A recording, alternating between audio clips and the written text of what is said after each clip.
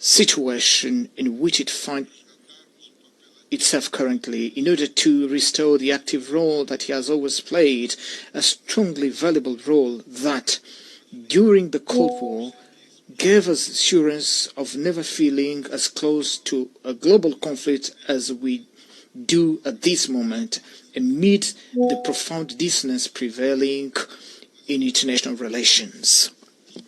The main world powers appear to be turning their backs on one another, distancing themselves from even the most basic points of convergence that would allow them to remain committed to, above all, to the dialogue and concerted action. Today's challenges confront us with a choice, either to do everything in our power to preserve peace, or to face war with all its consequences, thus jeopardizing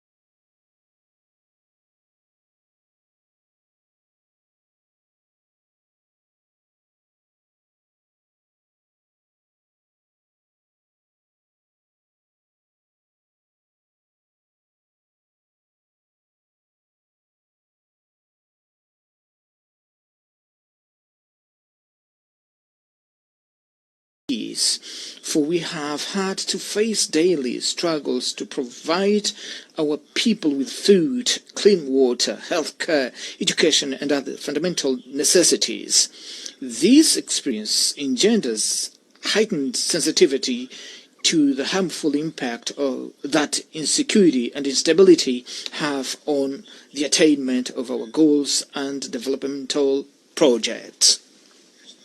This reality is further exacerbated by numerous conflicts and wars afflicting countries and regions across the globe, from which we had hoped to find cooperation and fruitful exchanges, so that together we might overcome our difficulties and contribute with our immense resources and capabilities to global prosperity.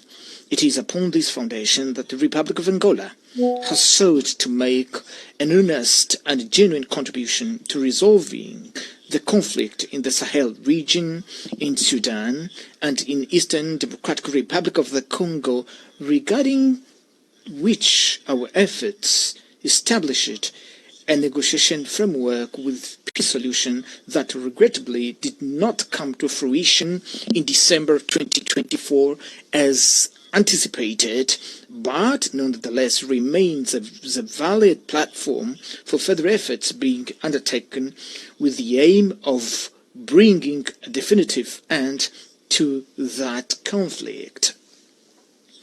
Madam President, Excellencies, that conflict and so many others that we recall are to a large extent the result of passivity of the United Nations member states, who have often revealed themselves to be ineffective in the face of invasion of third-party territories and interference in internal affairs of sovereign countries that occurred over the recent years, and have not provoked a firm, resolute, and assertive reaction, therefore have become fait accompli that lie at the very center of the major tensions that the world is currently experiencing.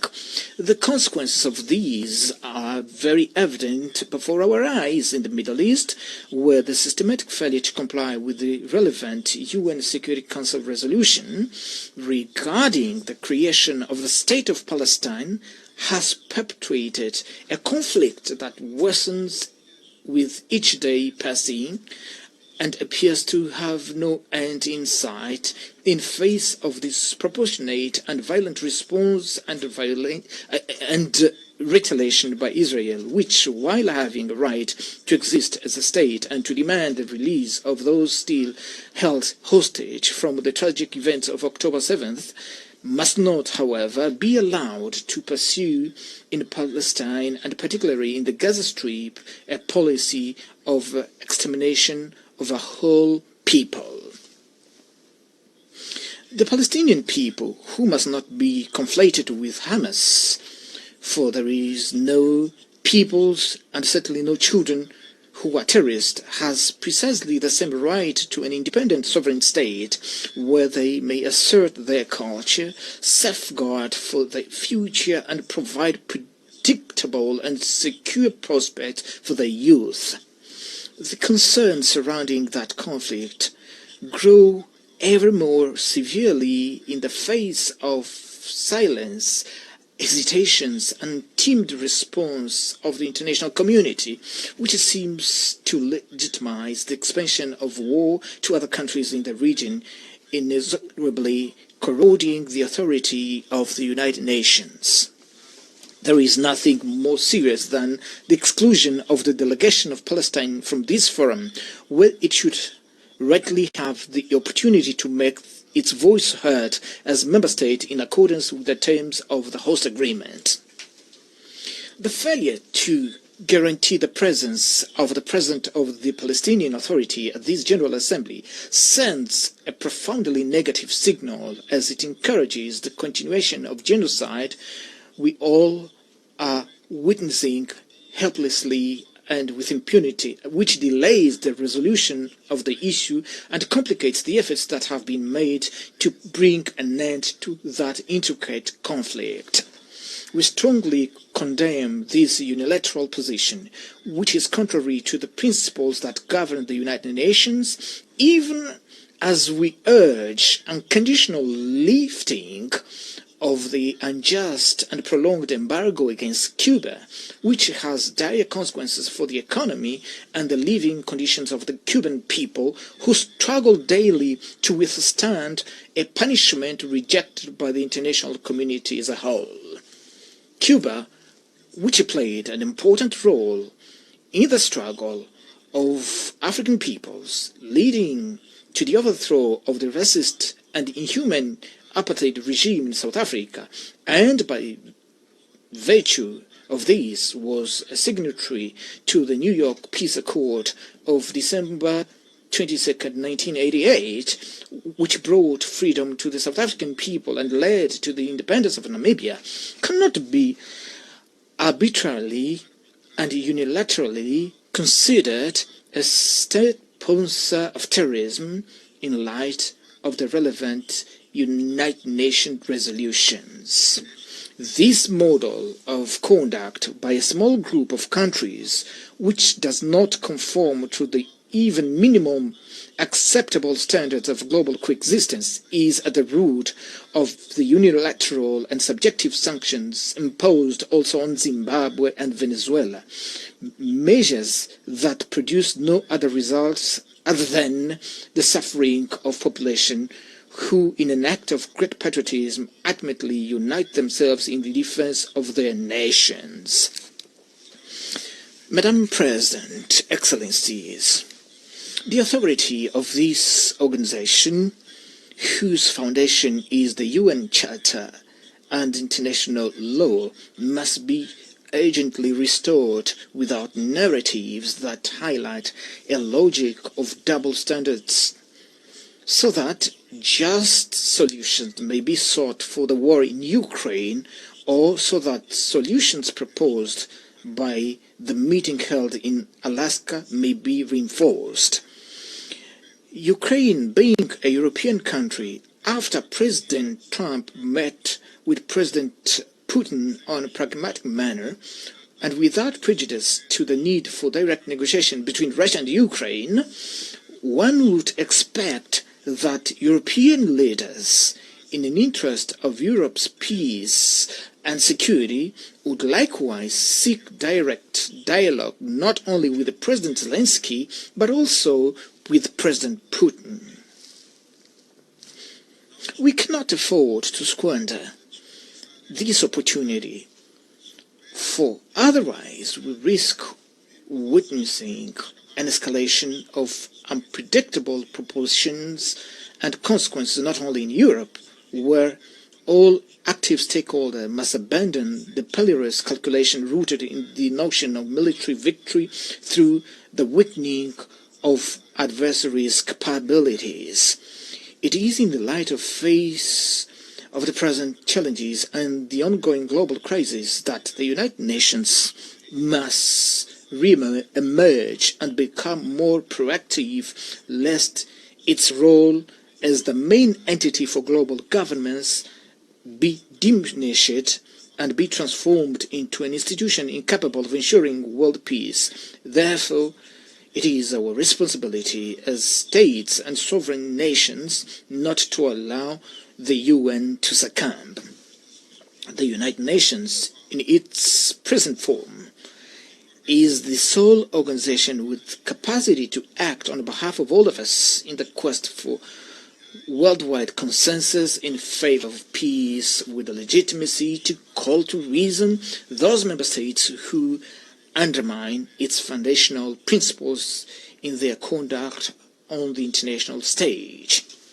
For this reason, we must preserve it at all cost and adapt it to the realities of the contemporary world through the urgently required reforms.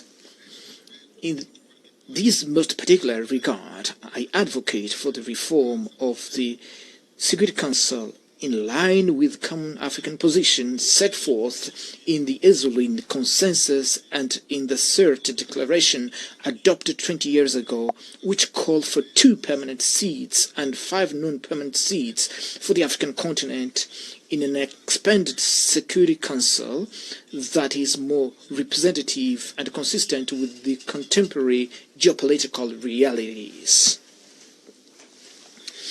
Without this indispensable step, which has already experienced an unjustified delay, we will not be able to ensure the realization of the Pact for the Future adopted last year, which recognized the urgent need to endow the United Nations with a more democratic and balanced Security Council.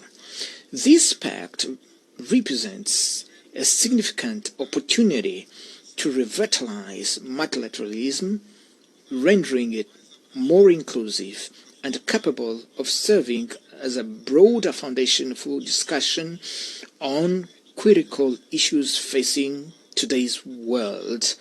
Amongst these, I wish to underscore, alongside many other relevant issues, the issue of financing for development and climate challenge.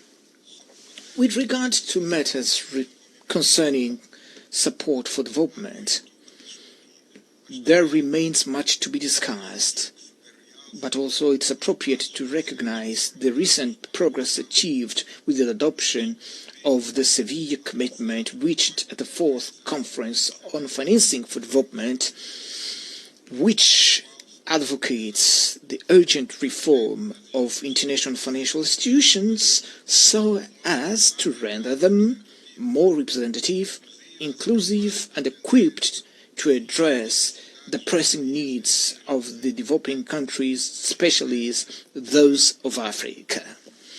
I am convinced that this instrument, combined with the Pact for the Future, the United Nations Fiscal Convention and the United Nations Debt Convention, still under discussion, will together serve as a political, financial and normative platform that will provide significant momentum to the achievement of the Sustainable Development Goals. Madam President, Excellencies, it is essential that we confront the climate crisis as the greatest existential threat of our time, which can only be overcome through joint, coordinated and united action. In view of the ongoing increase of global warming and the increasingly violent, frequent natural disasters, it has become imperative that the nations which derived the greatest benefits from industrial and economic development in the past fully assume today the historical responsibility, ensuring, as an act of climate justice, adequate financing, technology transfer and support for adaptation and mitigation for the developing countries. The countries with only residual share in greenhouse gas emissions are those that disproportionately and virtually alone face the impact of climate change, global warming, and their devastating effects on agriculture, food security, and public health.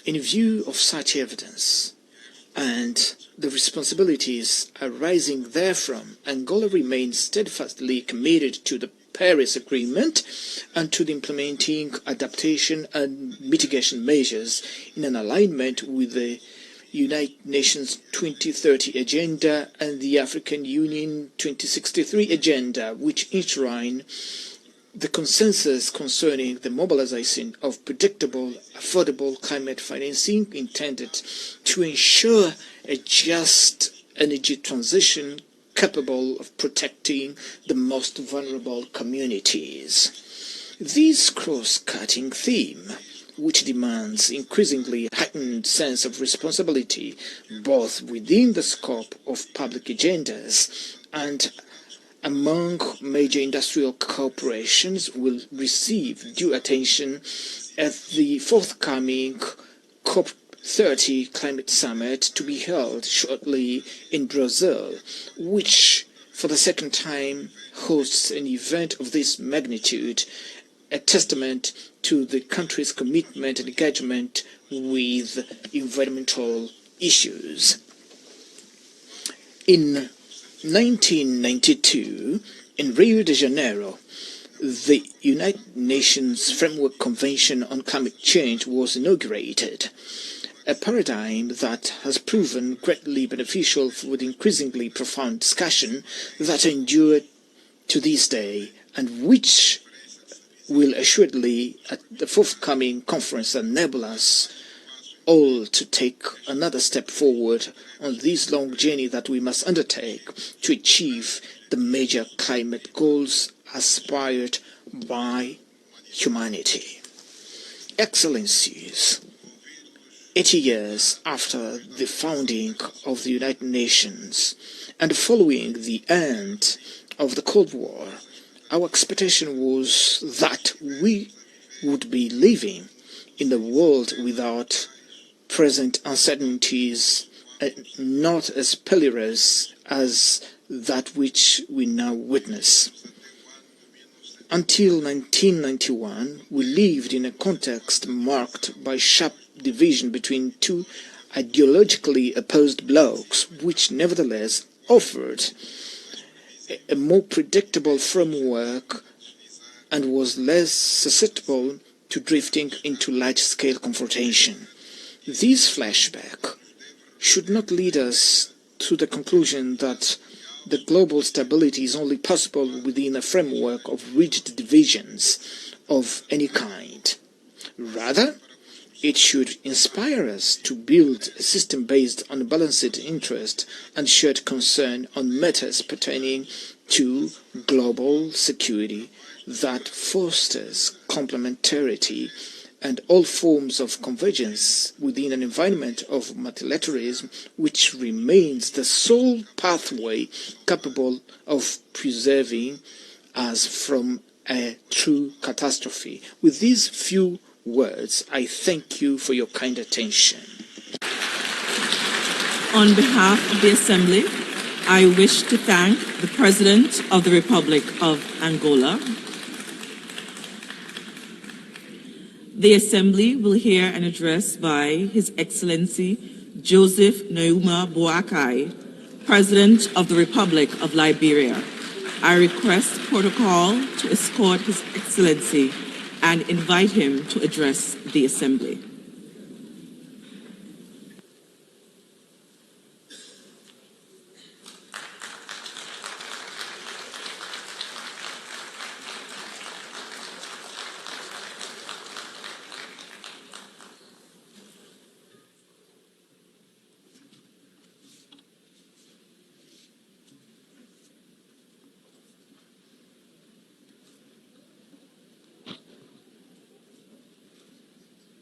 Madam President, Mr. Secretary General, His Excellencies, distinguished delegates, I'm honored to address the 80th session of the United Nations General Assembly on behalf of the people of Liberia.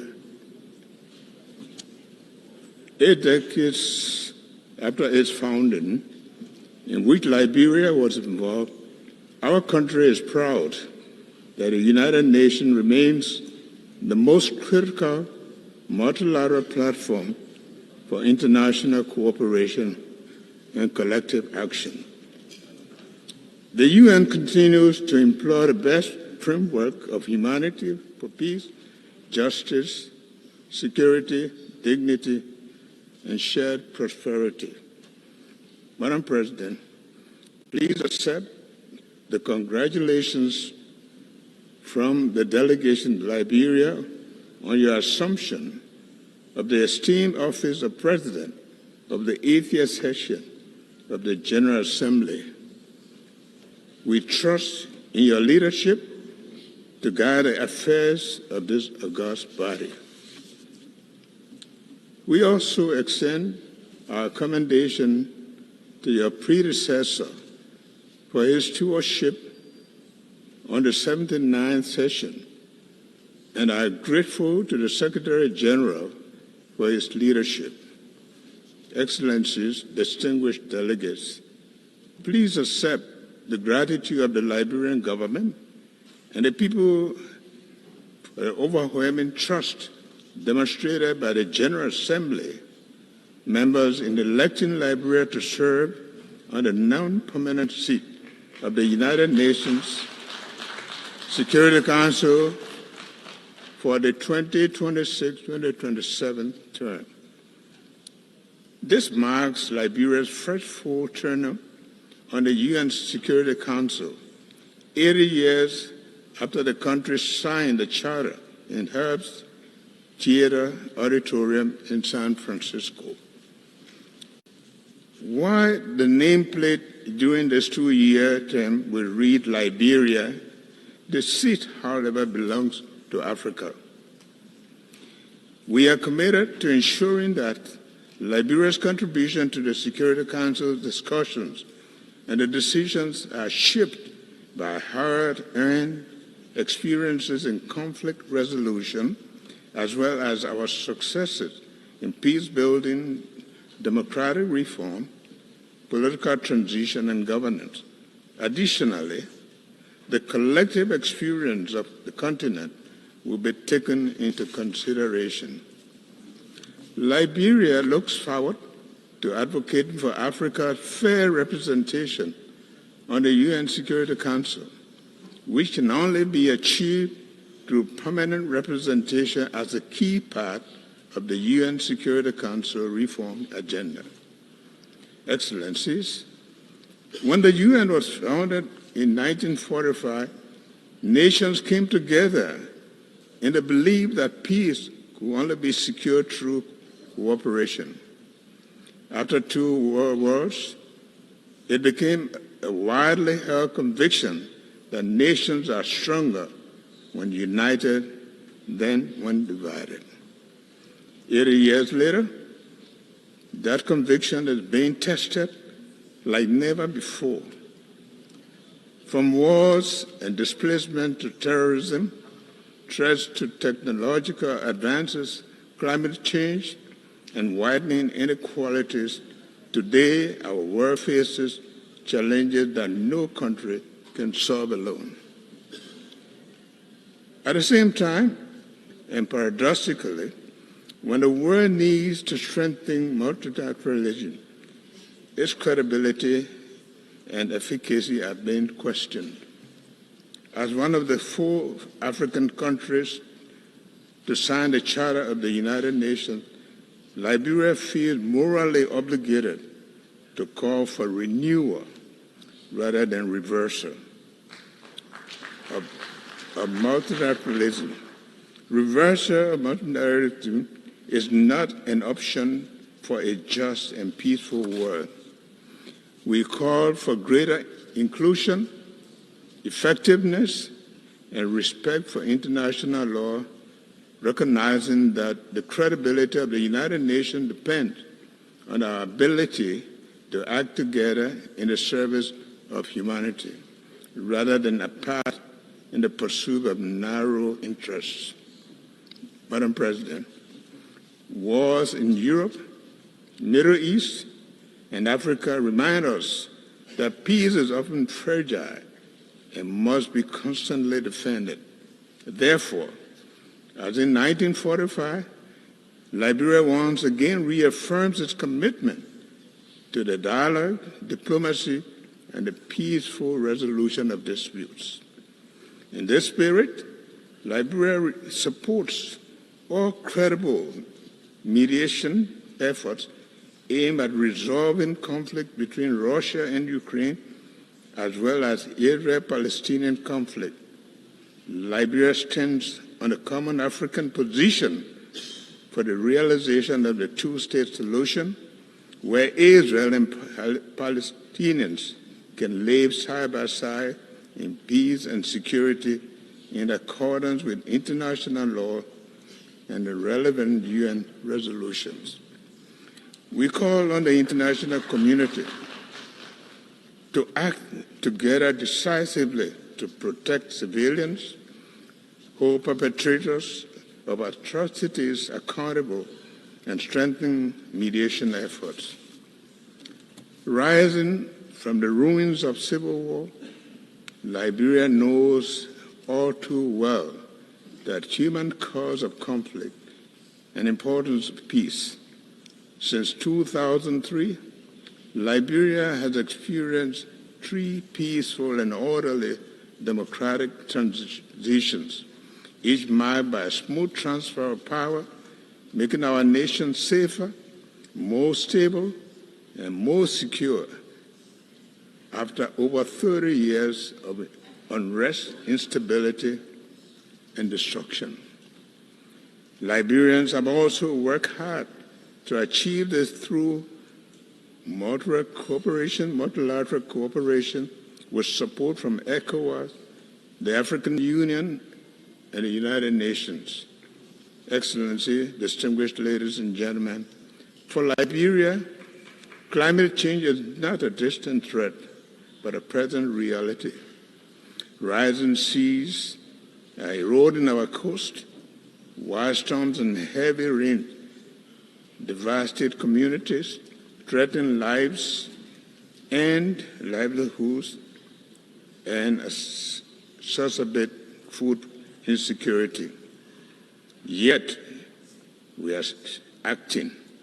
We are carrying our coastal defense project, developing climate information systems for early warning systems, finalizing our carbon market policies, and advancing the blue economy safety. But our efforts alone are not enough. We urge implementation of the Paris Agreement, full capitalization of the loss and damage fund, and greater global investment in adaptation and mitigation. Above all, we call for climate justice. Those who contribute the least to these crises should not be forced to suffer the most.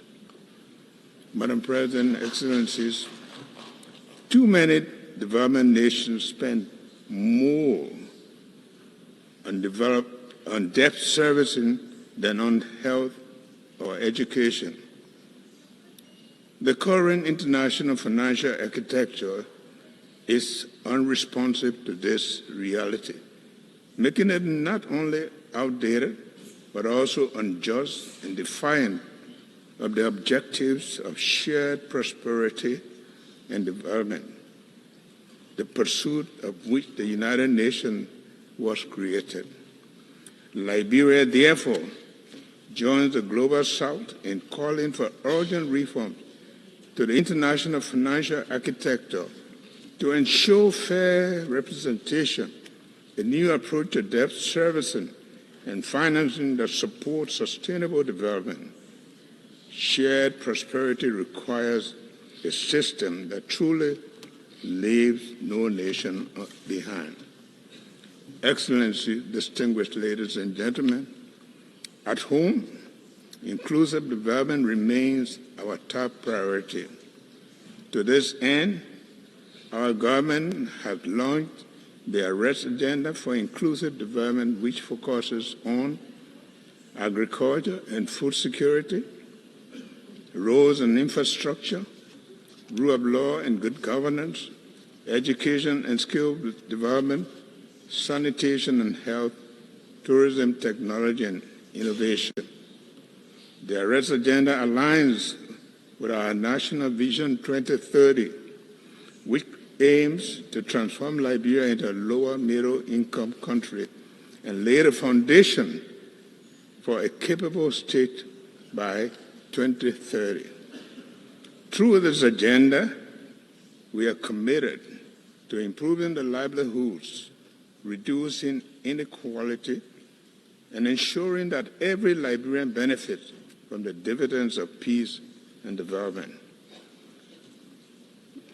We are taking tangible steps to improve governance by implementing accountability and anti-terrorism corruption measures such as asset declaration. We are strengthening institutional capacity to promote integrity, transparency, and improve public service delivery. Liberia has endured some of the darkest chapters of human suffering, having experienced one of the most brutal conflicts in recent history. Over the past 2 decades, we have remained firmly on the path of recovery, working to heal our nation and rebuild from the painful legacy of war.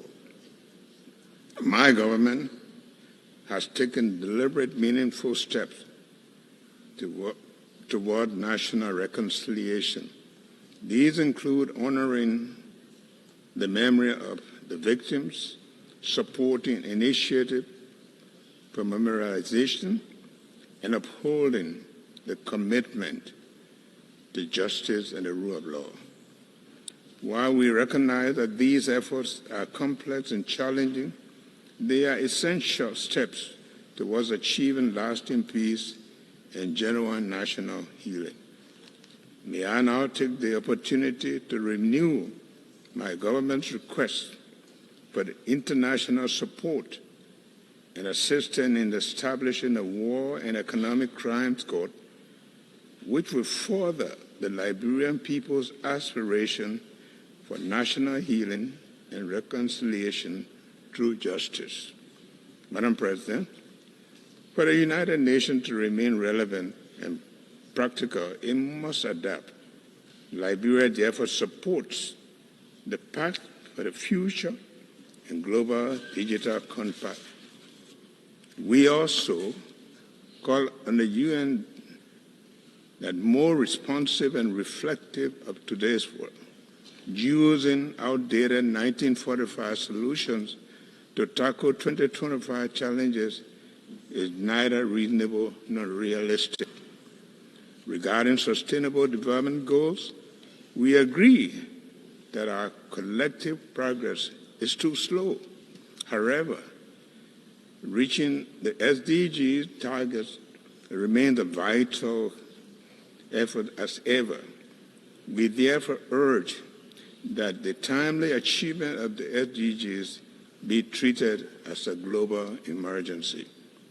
Consequently, Liberia will submit its next voluntary national review in 2026, committing to accelerate the implementation of the global goals in line with the African Union's Agenda 2063 and ECOWAS Vision 2050.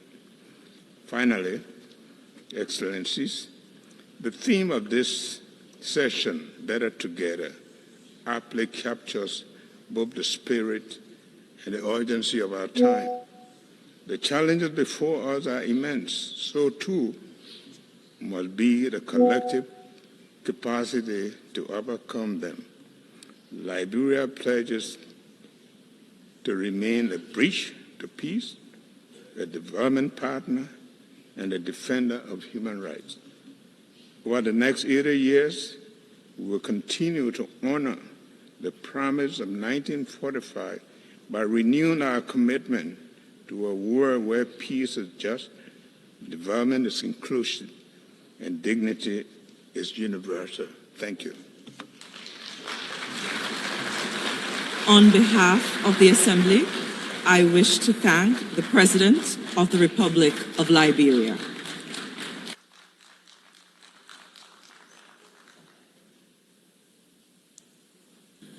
The Assembly will hear an address by His Excellency Felix Antoine Tshisekedi